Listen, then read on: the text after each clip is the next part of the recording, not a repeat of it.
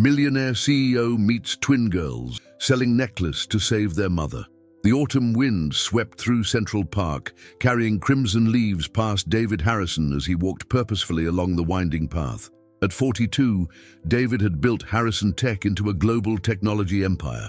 His name was synonymous with innovation and relentless business acumen. Yet success had left him hollow. His existence was meticulously ordered but devoid of genuine connection. "Please, sir, would you like to buy our necklace?"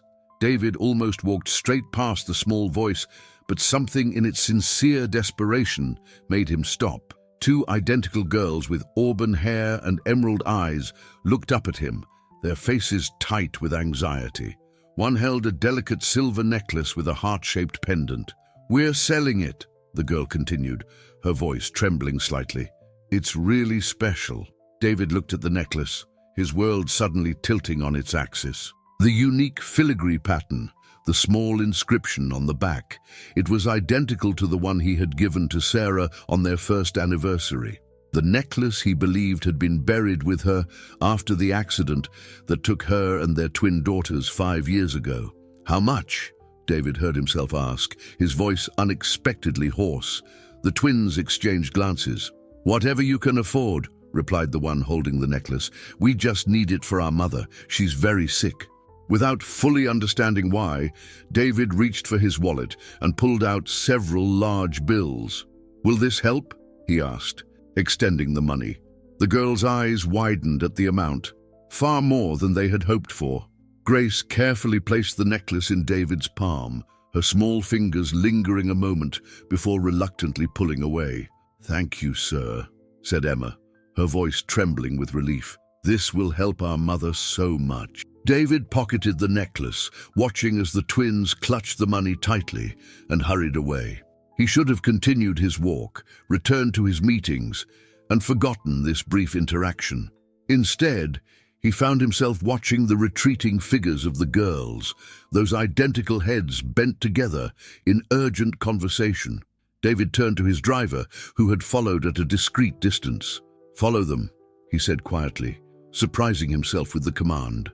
"I want to see where they live." David's car followed the twins to a deteriorating apartment building in one of the city's forgotten neighborhoods.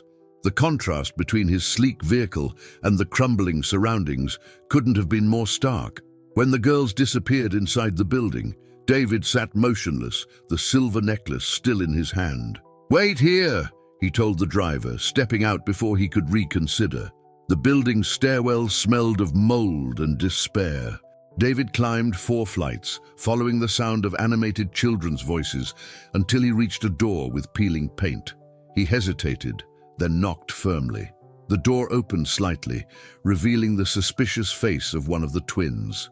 "It's the man from the park," she called over her shoulder, eyes wide with confusion. The door opened wider. Both girls stood there, uncertainty written across their identical faces.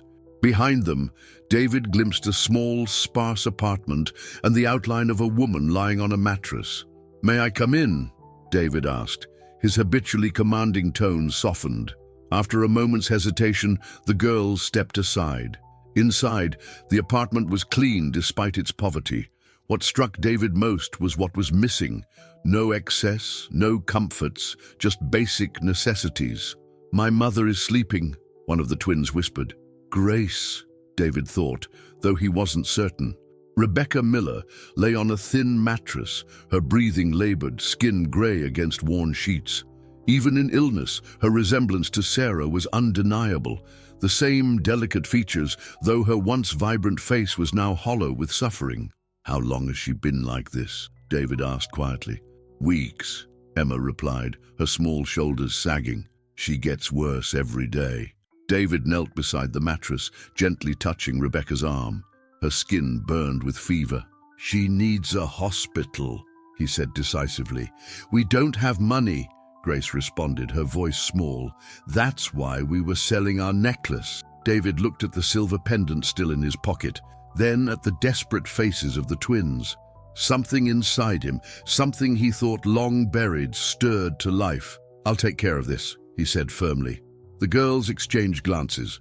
"How will we pay you back?" Emma asked. clutching the money they had earned. David's expression softened unexpectedly. "You already sold me your necklace, remember? Now it's my turn to help." Without waiting for their response, David gently lifted Rebecca in his arms. She murmured something incoherent, too weak to resist. The twins followed anxiously as David carried their mother down the stairs and into his waiting car. "Where are we going?" Grace asked, holding her mother's limp hand. "To people who can help her," David replied, already dialing his phone as the car pulled away.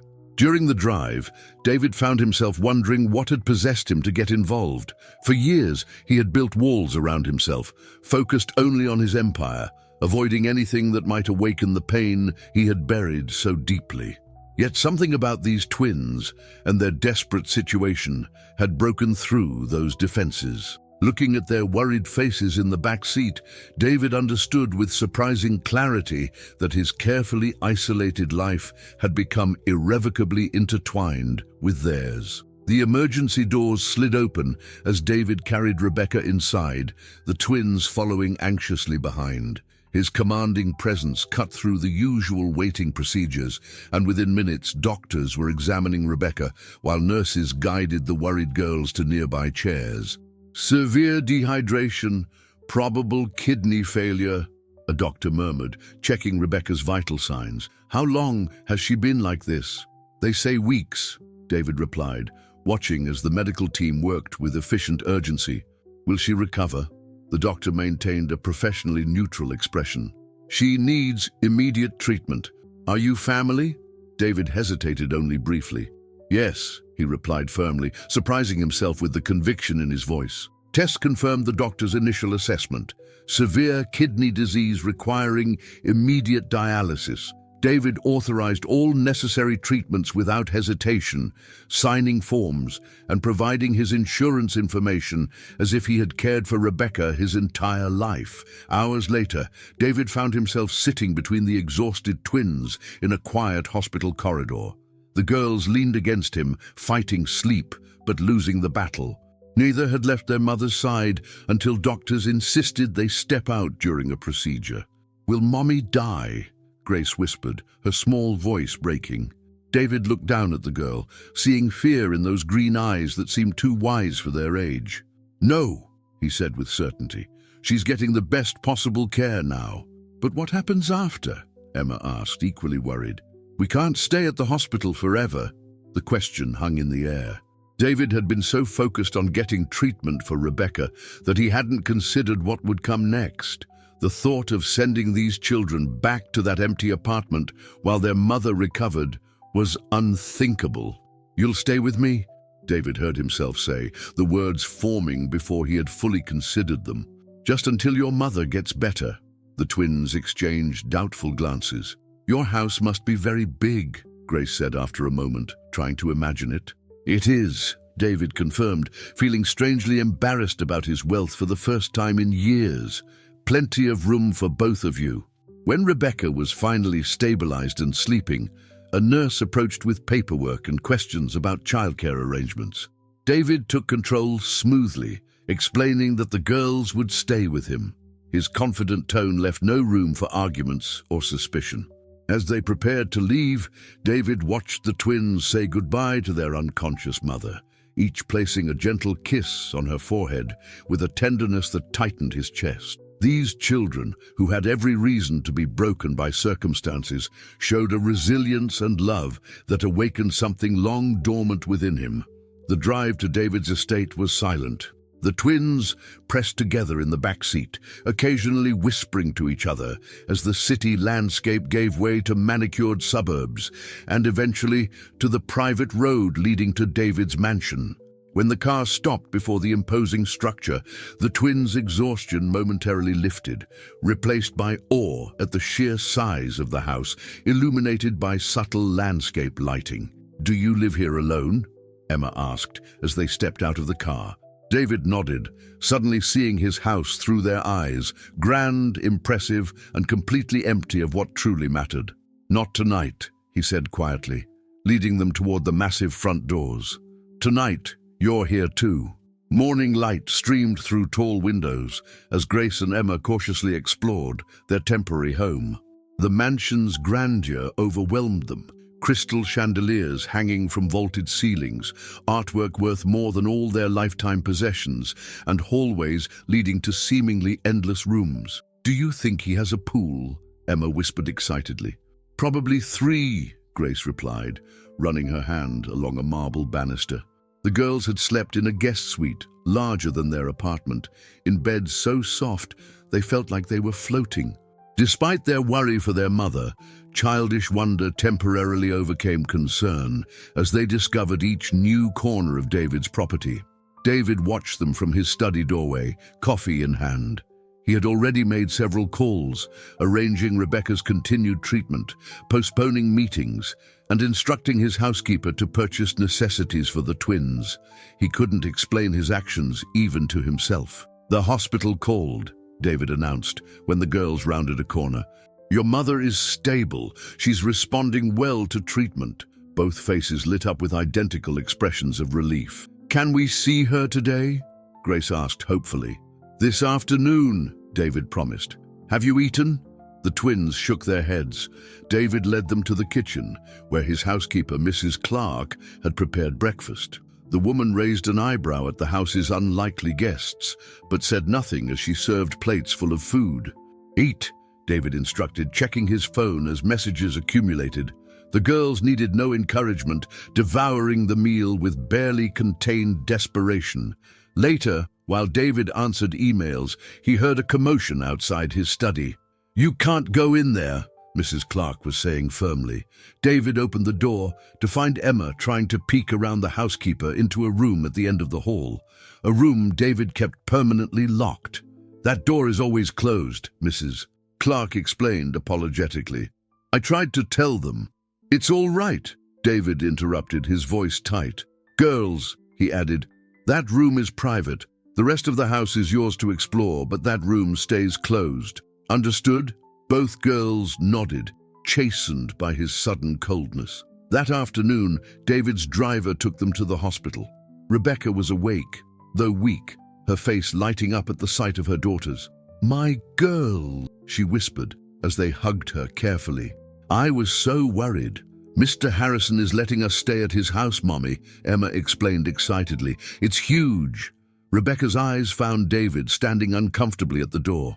"I don't know how to thank you," she said softly. "There's no need," David replied stiffly.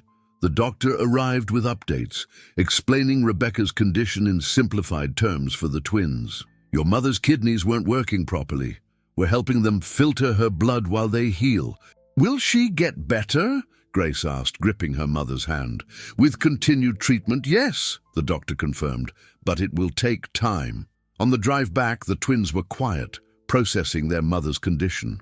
"Why are you helping us?" Grace finally asked, breaking the silence. David looked out the window, watching the city pass by. Why indeed?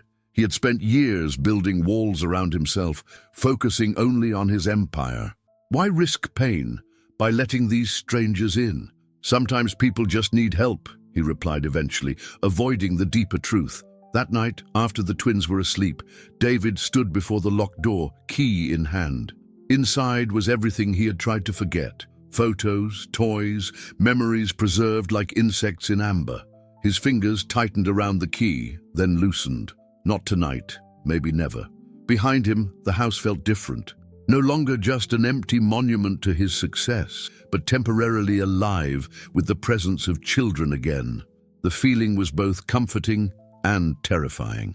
A week passed, establishing an unexpected rhythm. Each morning, David found himself waking earlier than usual, listening to the sounds of life in his previously silent house. The twins' footsteps, their whispered conversations, even their occasional disagreements had become part of the mansion's new soundtrack. David's staff adapted with professional efficiency, though not without curiosity. Mrs. Clark stocked the kitchen with child-friendly foods, while the gardener found himself answering endless questions about the gardens from 2 identical shadows who followed him everywhere. "Mr. Harrison," Grace approached David as he worked in his home office. "Can we visit Mommy today?" David checked his watch. "We'll go after lunch. How's the room for you both?" "It's amazing," Grace replied, her eyes lighting up. Emma found a chess set in the closet. Do you play? David's fingers stopped on the keyboard. I used to play. Could you teach us sometime? The girl's hopeful expression made refusal impossible. Maybe, David replied, returning to work. Grace lingered a moment before retreating, leaving David alone with an unexpected wave of emotion. At the hospital, Rebecca's improvement was evident. Color had returned to her cheeks, and she sat up, embracing her daughters as they rushed into the room. The doctors say I'm responding well to treatment, she told David as the twins explored the small hospital room. I don't know how I'll ever pay you back. Don't do that, David interrupted. Focus on recovery. Later, while the twins chatted animatedly with a nurse, Rebecca studied David more carefully. You don't have children of your own? She asked quietly. David's posture stiffened. No, he replied. Then, after a pause, not anymore. Rebecca's eyes widened slightly at the implication, but before she could respond, Emma called for her attention, breaking the moment. That night, dinner at the mansion was interrupted by a crash from the living room. David and Mrs. Clark rushed to find Emma, standing horrified before the shattered remains of an antique vase. I'm sorry, the girl stammered, eyes wide with fear. I was just looking, I didn't mean to. David inspected the damage. The vase, a rare piece he had acquired at auction years ago, lay in irreparable pieces. Are you hurt? He asked calmly. Emma shook her head, clearly expecting punishment. Good, David said. Mrs. Clark, please clean this up. To Emma's amazement, David simply turned and walked back toward the dining room. You're not angry? Emma asked, following cautiously. David stopped. It's just a thing, he said. Things can be replaced. Later that night, unable to sleep, David wandered through the darkened house. Passing the twins' room, he heard soft sobbing. He hesitated, then quietly opened the door. Grace sat awake in bed, tears streaming down her face. Emma slept soundly in the adjacent bed. What's wrong? David asked, keeping his voice low. I miss Mommy, Grace whispered. What if she doesn't get better? David sat carefully on the edge of the bed.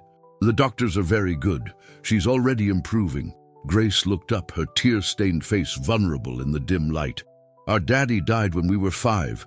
Mommy said sometimes people just don't come back. The simple statement hit David with unexpected force. Without thinking, he reached out awkwardly, patting the girl's shoulder. Your mother is coming back, he promised. Try to sleep now. When he closed the door behind him, David felt something shift inside him.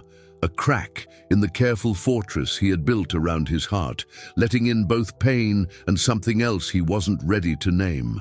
2 weeks into their stay, the mansion had transformed. Schoolbooks now spread across the dining table as David had arranged temporary homeschooling. Children's jackets hung beside expensive coats in the foyer. The pristine silence had given way to animated conversations and occasional laughter. Today brought news everyone had been waiting for.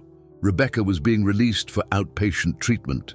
David's driver brought her directly from the hospital, the twins bouncing impatiently by the front door until they spotted the approaching car.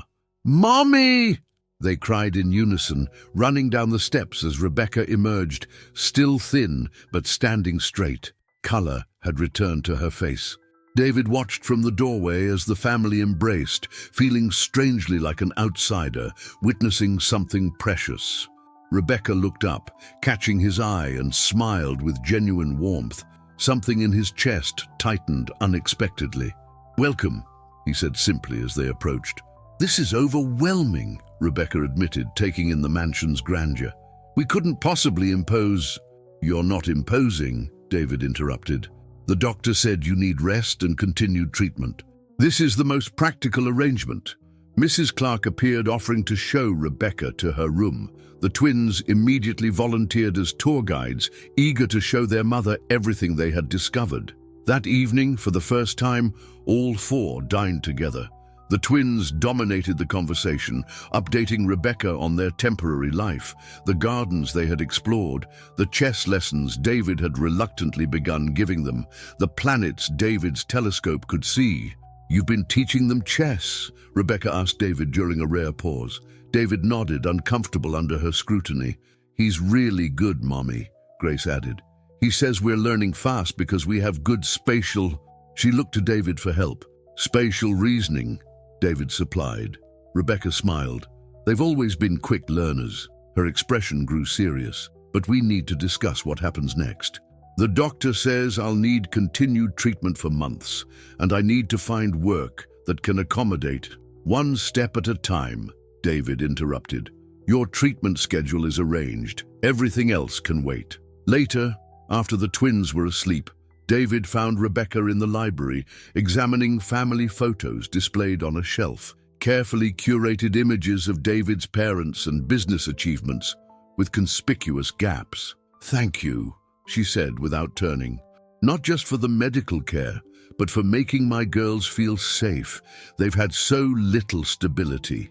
David remained in the doorway. They're remarkable children. They mentioned a locked room, Rebecca said carefully. They think it might be full of treasure. David's posture stiffened. Just storage, he lied. Rebecca turned, studying him with gentle perception.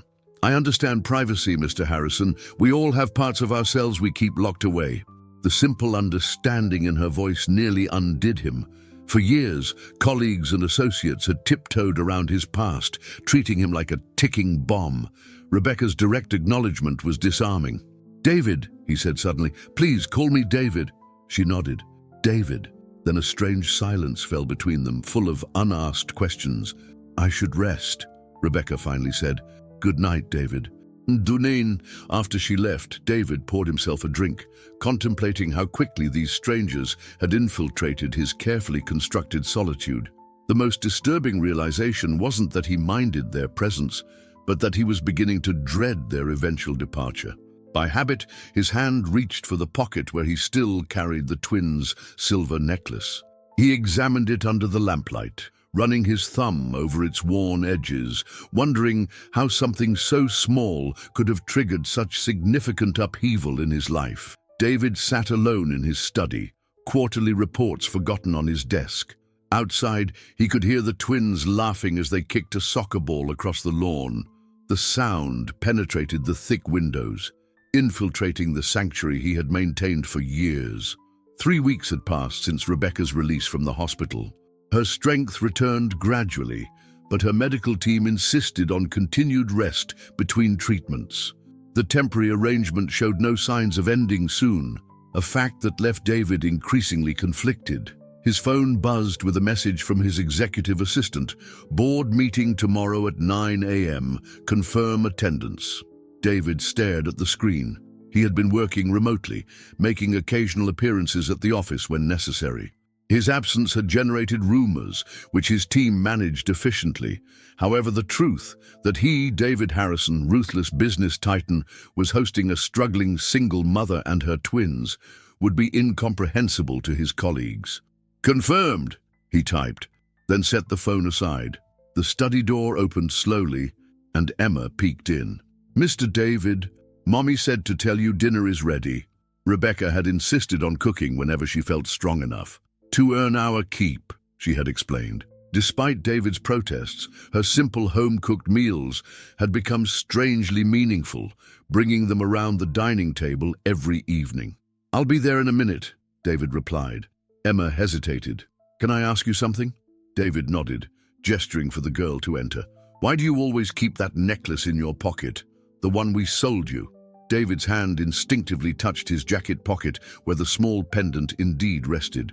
He hadn't realized the girl had noticed. I'm not sure, he replied honestly. Emma approached, stopping respectfully before the desk. It was our mother's. Our father gave it to her before he died. David felt a stab of guilt. I didn't know. You should have it back. Emma shook her head. We sold it fair and square. Mommy says a deal is a deal. She studied David curiously. Did you have children? Is that why you have that locked room? The directness of the question knocked the breath from David's lungs. In the corporate world, no one dared mention his past so directly. I did, he admitted, the words sounding strange on his tongue. A wife and twin daughters. What happened to them? David should have ended the conversation, changed the subject, maintained the walls he had built. Instead, he heard himself answer, there was an accident. I was told they died 5 years ago. Emma absorbed this with solemn understanding beyond her years. "That's why you helped us, isn't it? Because we reminded you of them?" David looked away, uncomfortable with the girl's perception. "Maybe. Mommy says people come into our lives for a reason," Emma continued. "Maybe we came into yours to help you too." Before David could respond, Grace appeared in the doorway. "Come on, Mommy made lasagna." Emma smiled and followed her sister. At the door, she turned back. "You should come too, Mr. David. It's better when we're all together." Dinner that night was lively, the twins recounting their soccer game while Rebecca smiled at their enthusiasm. David watched quietly, struck by how the formal dining room, previously used only for rare business dinners, had transformed into a space of genuine warmth. "The girls told me you have a board meeting tomorrow," Rebecca said, as the twins cleared dishes, insisting on helping despite Mrs. Clark's presence. "Yes," David confirmed. "I should be back by evening. We'll manage fine. It's good for you to return to normal life." But as David looked around the table, he realized with surprising clarity that this makeshift family dinner with people who had been strangers weeks ago felt more like normal life than anything he had experienced in years. The realization terrified him. The board meeting dragged endlessly. David found himself checking his watch repeatedly, his mind wandering to the mansion and its temporary occupants. When his CFO asked about quarterly projections, David had to ask for the question to be repeated, an unprecedented lapse in his legendary focus. "Everything all right, David?" his COO asked during a break, genuine concern in his voice. "Fine," David replied curtly. "Let's finish this." When he returned home, evening had fallen. The mansion was unusually quiet as he entered. Following the sound of muffled voices, he found Rebecca in the twins' room, sitting beside Grace's bed. "What happened?" David asked, seeing the girl's flushed face. "Fever," Rebecca explained, worry etched in her features. "It started suddenly this afternoon." Grace managed a weak smile. "Hi, Mr. David." Emma sat cross-legged on her own bed, watching her sister anxiously. "She threw up twice," she reported solemnly. David approached, noticing Grace's glassy eyes and labored breathing. Without hesitation, he pulled out his phone and dialed his personal physician. "He'll be here in 20 minutes, David announced after a brief conversation. Rebecca looked up, surprised. "A house call? That's not necessary." "It is," David interrupted. "We don't know if this is related to your condition or something contagious. Better to be cautious." The doctor confirmed it was just a common virus, prescribing rest and fluids. However, even after this reassurance, David found himself returning to check on Grace throughout the night, an inexplicable anxiety gripping him each time he stepped away. During one such visit, he found Rebecca asleep in the chair beside Grace's bed, her hand still resting on her daughter's forehead. In sleep, the strain of recent months showed clearly on her face. David quietly placed a blanket over her shoulders, then stood watching both mother and daughter, an unfamiliar ache spreading through his chest. The next morning, Grace's fever had broken. David cancelled his meetings again, working from home, while periodically checking on the girl's recovery. By afternoon, Grace was sitting up, sipping ginger ale, while Emma entertained her with exaggerated stories. "You didn't need to stay home," Rebecca said, finding David in his study later. "We could have managed." David looked up from his laptop. "I wanted to make sure she was recovering."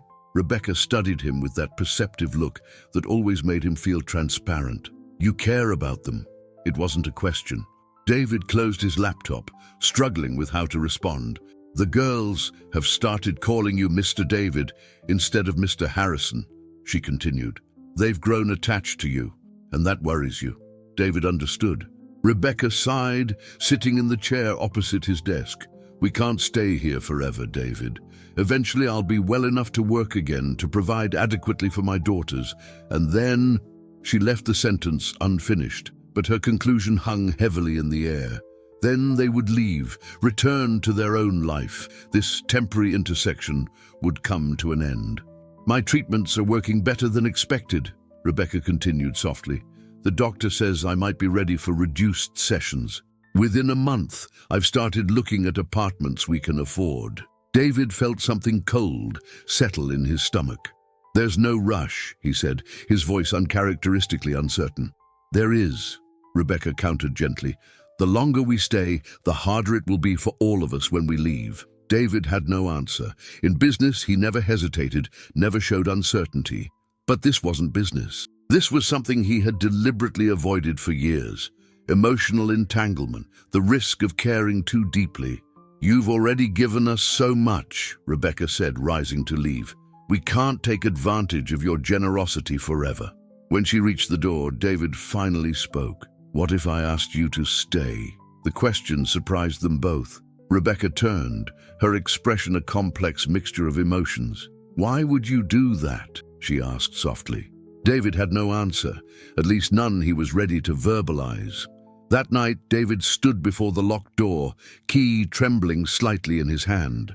For 5 years, he had preserved this room exactly as it was on the day of the accident. His twins' room frozen in time as a memorial.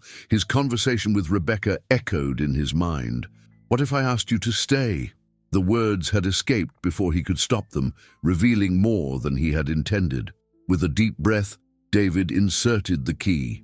The lock turned with a soft click that seemed to reverberate through the silent hallway. He pushed the door slowly, dust motes dancing in the beam of light from the corridor. Everything remained as he had left it.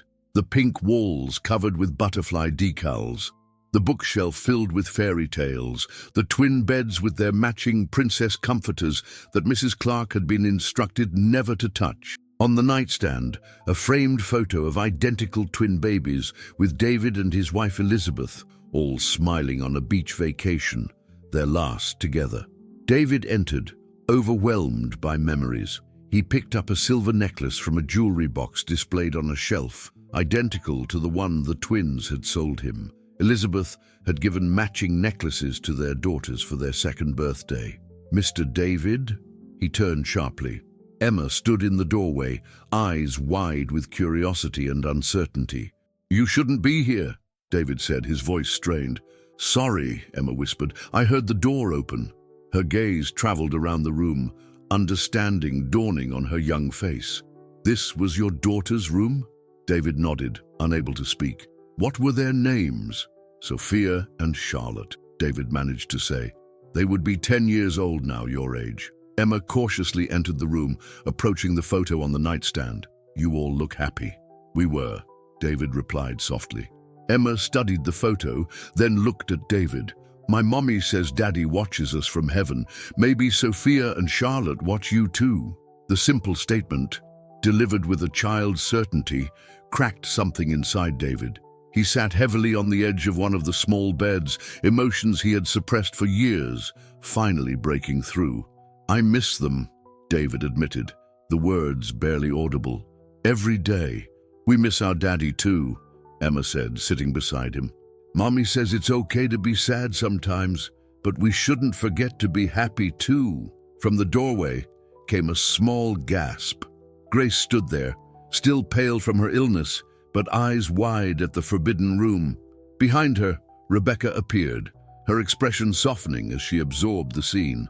Girls, come out, she said gently. This is private. It's all right, David found himself saying. They can come in. Grace approached cautiously, examining the room with silent reverence. Cool butterfly lights, she observed, pointing to the fairy-shaped nightlight. Charlotte was afraid of the dark, David explained, surprising himself with how easily the words came. We bought these for their 3rd birthday. Rebecca remained at the door, watching as David began showing the twins his daughter's favorite books and toys. Each object came with a story, memories that David had locked away now flowing freely. The pain was still there, but somehow sharing it made it bearable. Later, after the twins had gone to bed, Rebecca found David still in the girls' room, sitting quietly. I'm sorry they intruded, she said. Don't be, David replied. It was time to open this door. Rebecca leaned against the doorframe. They looked like beautiful girls. They must have been wonderful.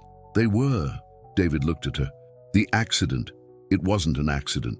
My stepmother, Victoria, arranged it all. Rebecca's voice was barely a whisper. What? I only learned the truth 2 years ago.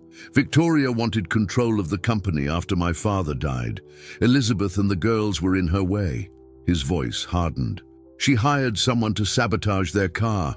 I was supposed to be with them that day, but a last-minute meeting kept me at the office. Rebecca crossed the room and sat beside him.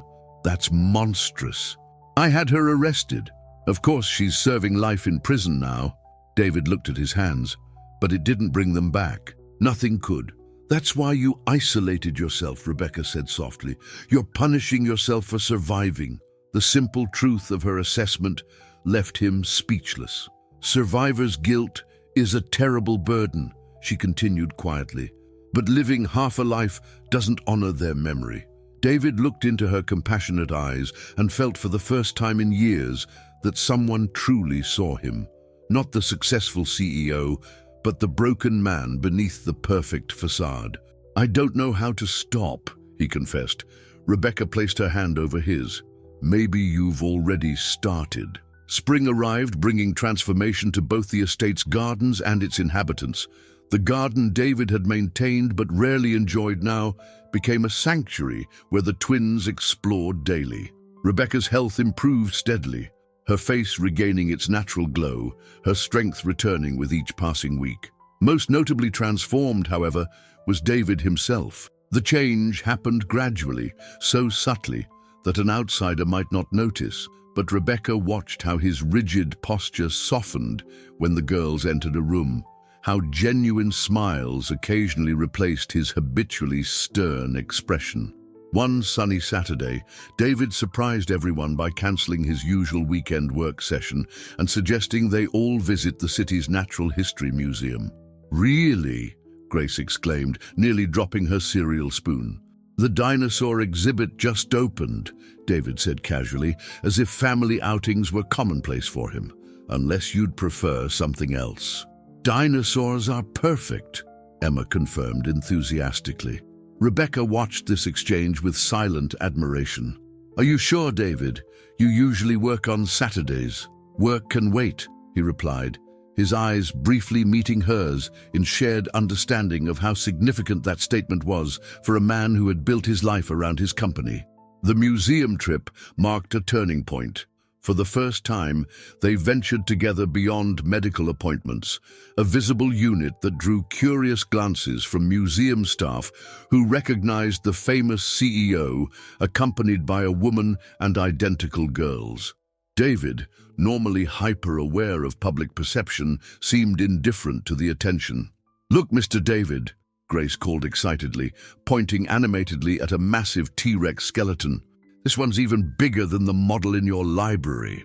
David found himself caught up in their enthusiasm, answering endless questions about prehistoric creatures with information gleaned from books he had read to his daughters years ago. When Emma grabbed his hand to drag him toward the next exhibit, David didn't pull away, an instinctive acceptance of physical connection that would have been unthinkable months before. Watching from a bench, as the three examined a fossil display, Rebecca felt a complicated mixture of emotions. David had changed from intimidating benefactor to something entirely different. A man who genuinely cared for her daughters, who had opened himself to connection despite his painful past. The most disturbing realization wasn't that she was grateful, but that she was growing attached in ways that went beyond gratitude. "Ice cream," David suggested when they emerged from the museum, noticing a vendor across the street. The twins needed no second invitation, running ahead. Rebecca and David followed at a slower pace. "Thank you for today," she said. "I haven't seen them this excited in a long time." "I enjoyed myself too," David admitted. "More than I expected." "You're good with them," Rebecca observed. "Patient. Not many men would be." David watched the twins comparing ice cream flavors at the counter. They make it easy. They're remarkable children. You've given them something priceless," Rebecca said softly. "Stability, security, a male presence they can trust." David turned to her, his expression serious. "Rebecca, about what you said last week, looking for an apartment." "David," she interrupted gently, We can't stay in your world forever. You've already done more than anyone could expect. What if I wanted you to stay? The words hung between them, loaded with implications neither was ready to fully address. Before Rebecca could respond, the twins returned, proudly displaying elaborate ice cream creations. "Mr. David, can we go to the planetarium next weekend?" Emma asked eagerly. "Maybe," David replied, looking at Rebecca. "We'll see." That night, as the twins recounted their museum adventures to Mrs. Clark, David found Rebecca in the girls' room. She stood near the bookshelf, examining a butterfly mobile hanging from the ceiling. "I used to think leaving would be the right thing," she said without turning. "For you, for us, a clean break before everyone got too attached." She finally faced him. "But I'm starting to think that might not be possible anymore." David entered the room. The space was no longer filled only with pain and memory, but something new, possibility.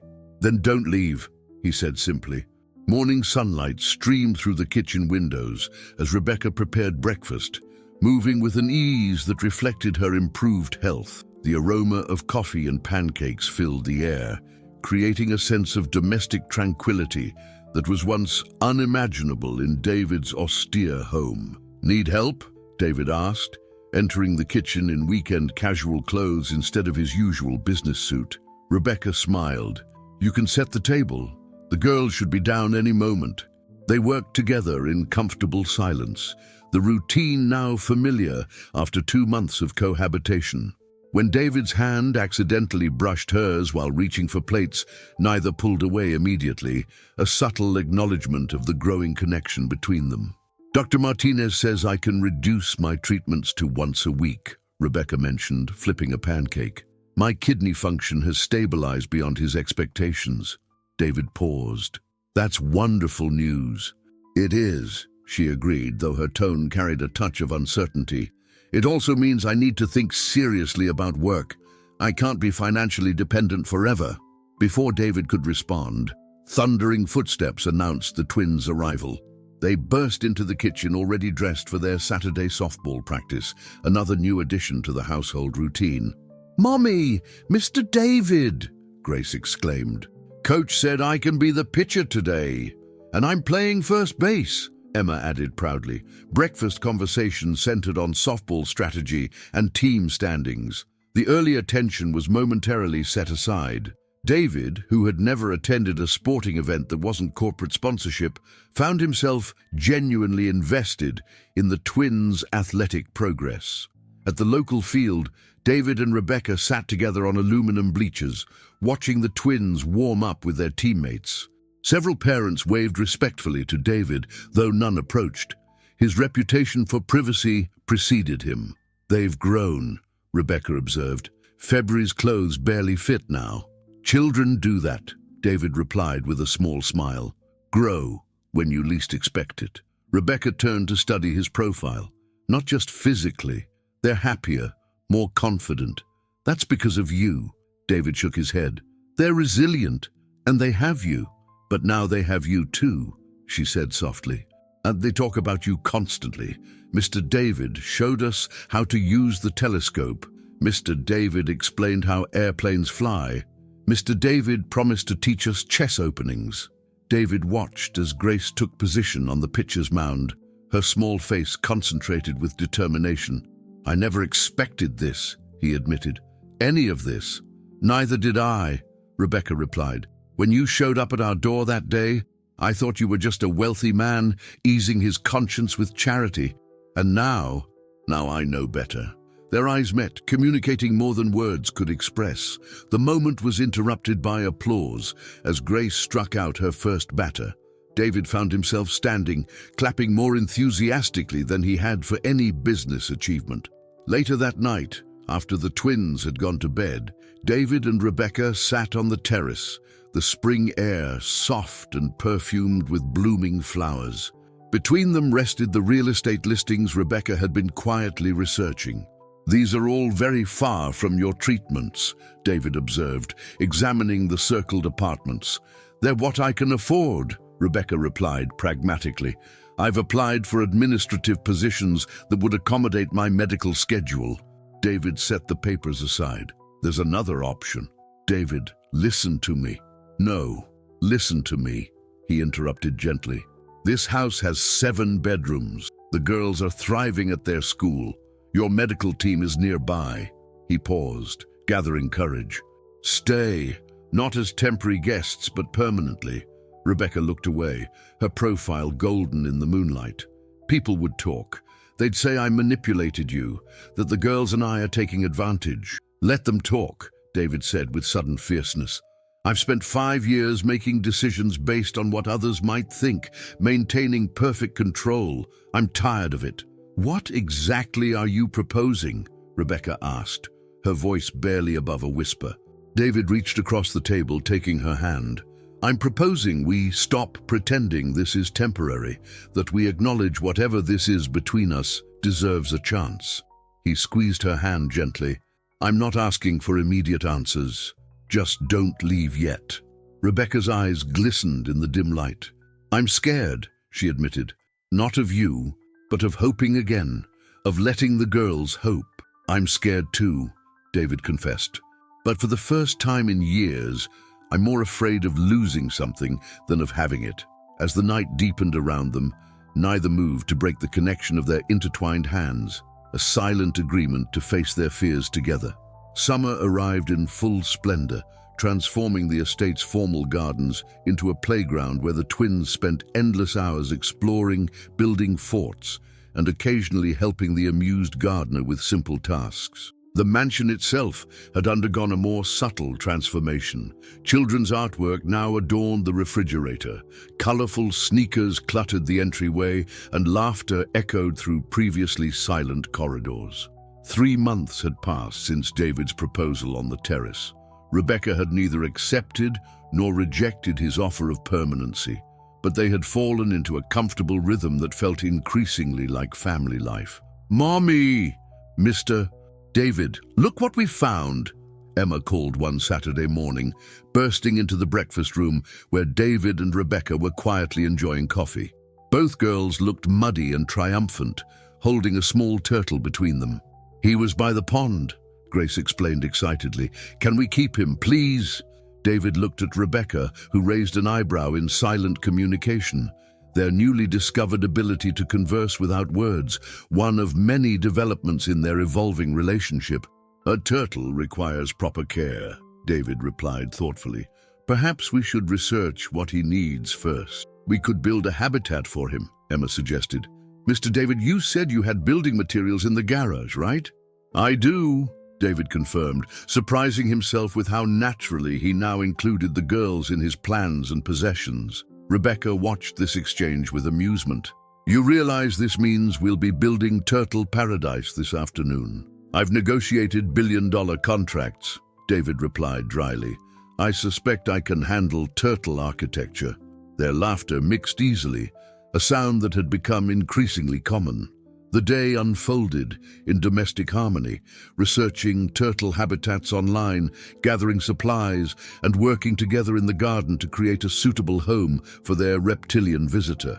David, who once delegated every task to staff, found himself kneeling in the dirt, patiently explaining to the twins how to create proper drainage for their habitat. Mrs. Clark, bringing lemonade to the garden, paused to observe her employer. The formidable CEO now wearing dirt-stained khakis and a relaxed smile while working alongside the girls. The housekeeper exchanged a knowing look with Rebecca.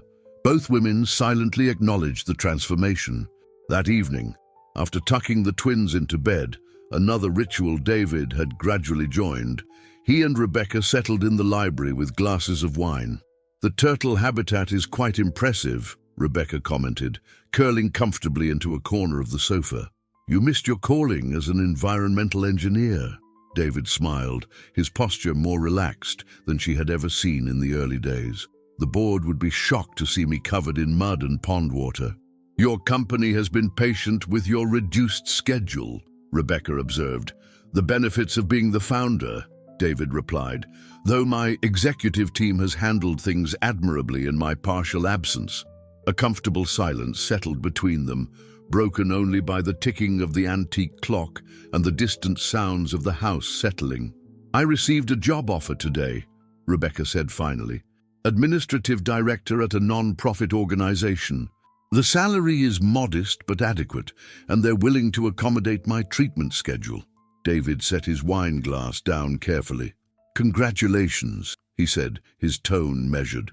When would you start? I haven't accepted yet, Rebecca replied, watching his expression. It would mean decisions about other matters. The unasked question hung between them. Would accepting the job mean leaving the estate, ending this careful dance they had been performing? Rebecca, David began softly, we've been living in this beautiful limbo for months now. The girls consider this home.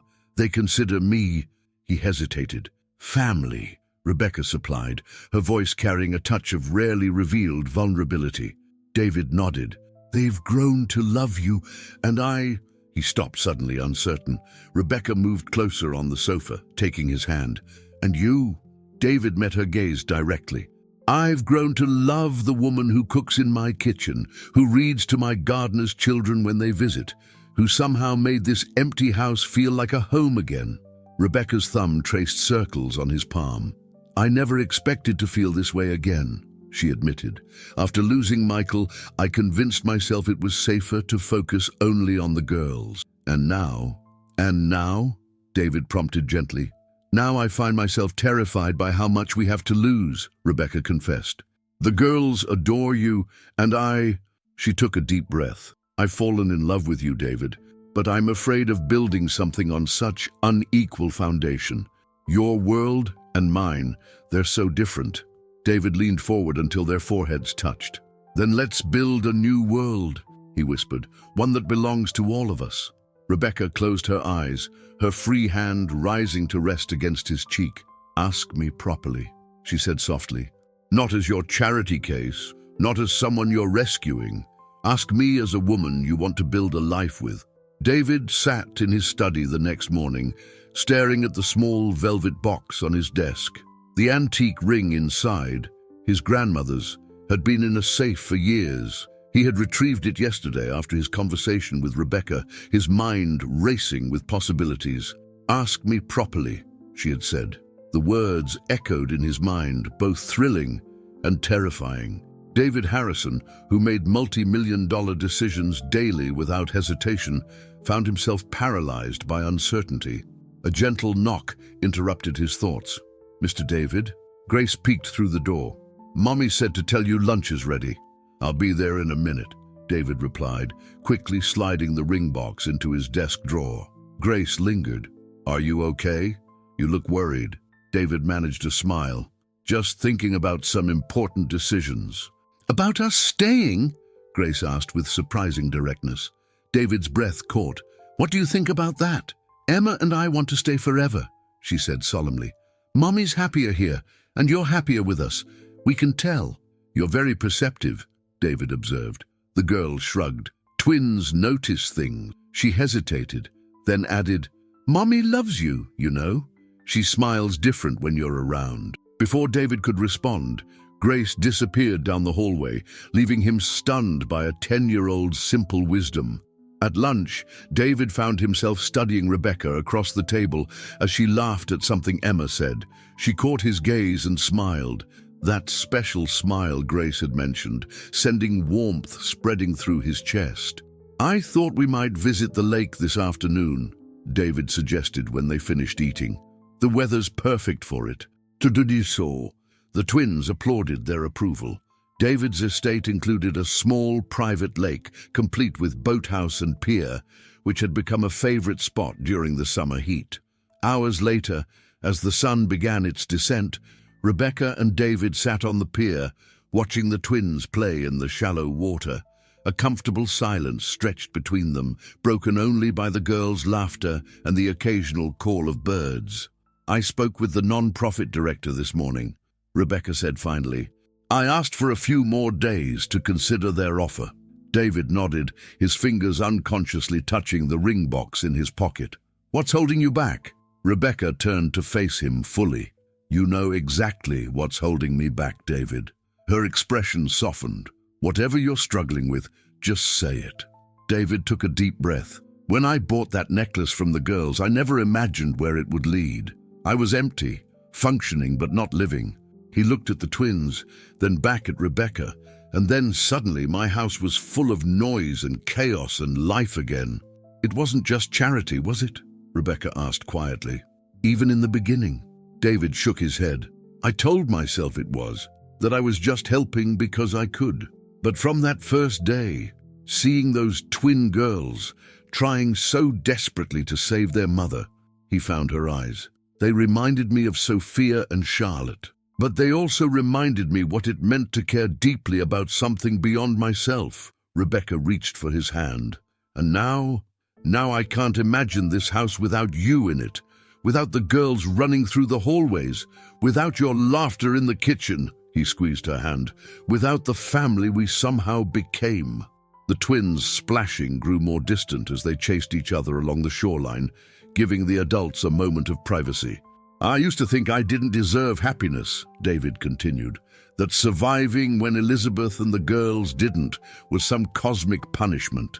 And now, Rebecca prompted again. Now I think maybe they would want this for me, for us. David reached into his pocket and withdrew the ring box. I've been carrying this all day, trying to find the perfect moment, the perfect words. Rebecca's eyes widened as he opened the box, revealing a vintage emerald surrounded by diamonds. I'm not offering security or stability or financial support, David said, his voice steady despite his racing heart. I'm offering partnership, family, a life together that honors our pasts but isn't defined by them. He took her hand. Rebecca Miller, will you and your remarkable daughters make this house a permanent home? Will you marry me? Rebecca's eyes filled with tears. For a moment that stretched into eternity, she simply looked at him, her expression unreadable. Then slowly, she nodded. Yes, she whispered.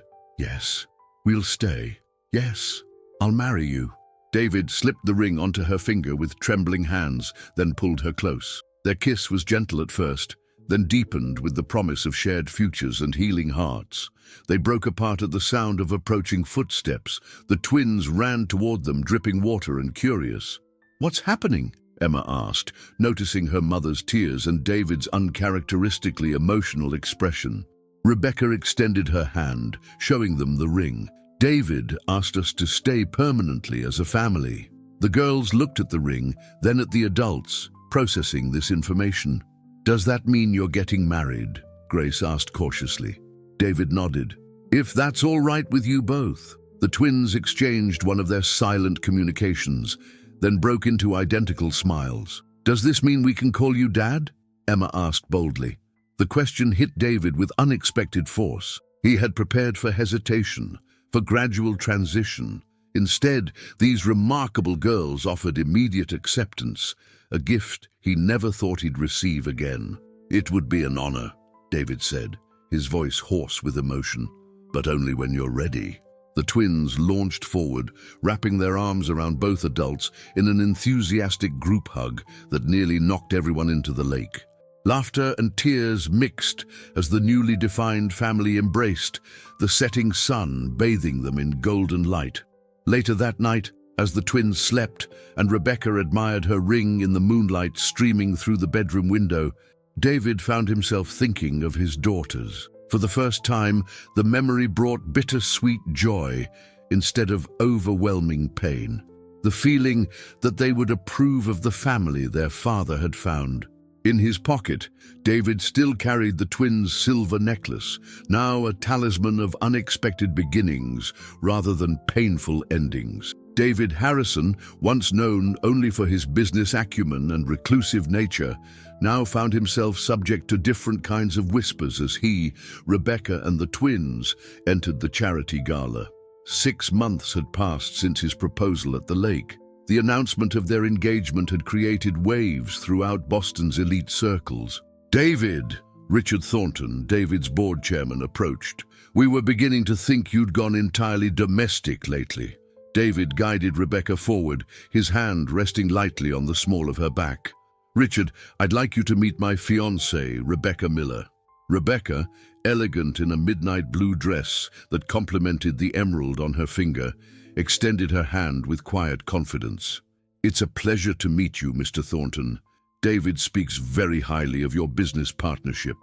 Richard's expression betrayed momentary surprise before recovering his polished charm. "The pleasure is mine.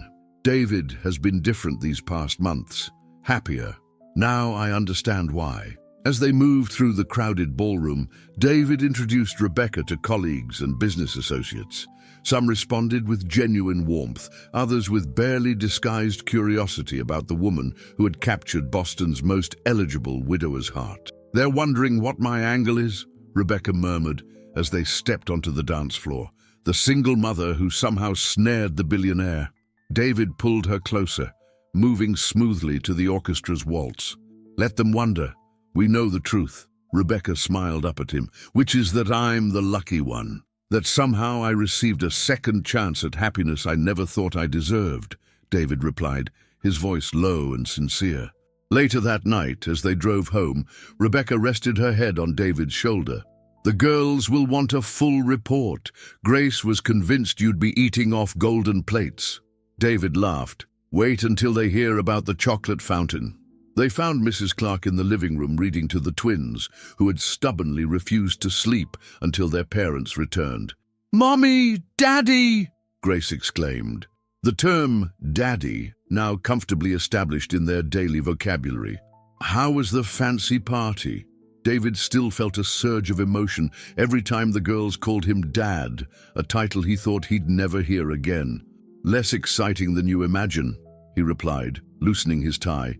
"Mostly adults talking about boring things." "Did you dance?" Emma asked, climbing up to make room on the couch for them. Rebecca kicked off her heels with a sigh of relief. "We danced. Your future daddy is surprisingly good at it." The twins looked impressed. "Can you teach us?" Grace asked. "For when we go to fancy parties too." "Of course," David promised, settling beside them, though those might be a few years away still. Mrs. Clark excused herself, smiling at the family picture so different from the lonely evenings that once defined this house. "I got an A on my science project," Grace announced proudly. "Mrs. Stevens said my ecosystem model was exceptional. And I was chosen for the school play," Emma added, not to be outdone. Rebecca and David exchanged glances of parental pride. These ordinary achievements, homework, school activities, small triumphs and occasional failures, had become the precious fabric of their shared life. Later, after the twins were finally persuaded to go to bed, David and Rebecca stood in the doorway of their daughter's room, now transformed into a space where photographs of their past and present families shared space. David had suggested converting it into a proper room for one of the twins, but Rebecca had insisted otherwise. "They're part of our family history too," she had said. "We don't erase the past. We build on it."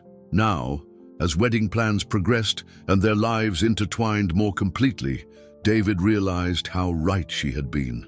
The room had transformed from a shrine of mourning into a bridge between past and future, much like David himself. "3 weeks until the wedding," Rebecca said softly, leaning against him. "Having second thoughts?" David asked. "Only about letting the twins be in charge of the rings," she replied with a smile. "I'm visualizing a dramatic chase scene in the middle of the ceremony." David laughed. "They promised to be on their best behavior, and Mrs. Clark threatened to withhold dessert for a month if they misbehave." "Powerful incentive," Rebecca agreed, turning off the light as they left the room. "Though I wouldn't mind if the entire ceremony descended into chaos, as long as at the end you're my husband and we're officially a family." David kissed her softly. "We already are, Rebecca. The wedding just makes it official." The garden radiated with spring glory. Roses climbed trellises, cherry blossoms carpeted pathways, and sunlight dappled the gathered guests. 1 year exactly since David's proposal, family and close friends had gathered to witness not just a wedding, but a renewal of vows. Rebecca, radiant in ivory lace, stood opposite David under an arch of flowers. Between them stood Grace and Emma, beautiful in matching dresses, eyes bright with joy as they held velvet cushions bearing rings. "A year ago," the officiant began, "these 4 souls officially became a family.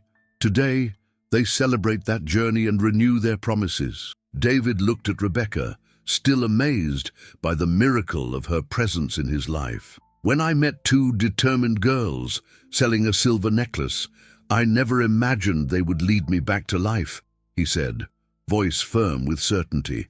"You and the girls healed wounds I thought were permanent. You transformed my house back into a home." Rebecca squeezed his hands. "You saved us in every way a family can be saved. But more importantly, you loved us not out of obligation, but with your whole heart." The twins presented the rings with perfect solemnity. When David slipped the wedding band onto Rebecca's finger, he noticed the engraving inside. Second chances. Life had come full circle. What began with a silver necklace had transformed into something beautiful and lasting, proof that even the most wounded hearts could find healing through the unexpected pathways of love. If you enjoyed this emotional journey, please like and subscribe for more heart-touching stories. See you next time.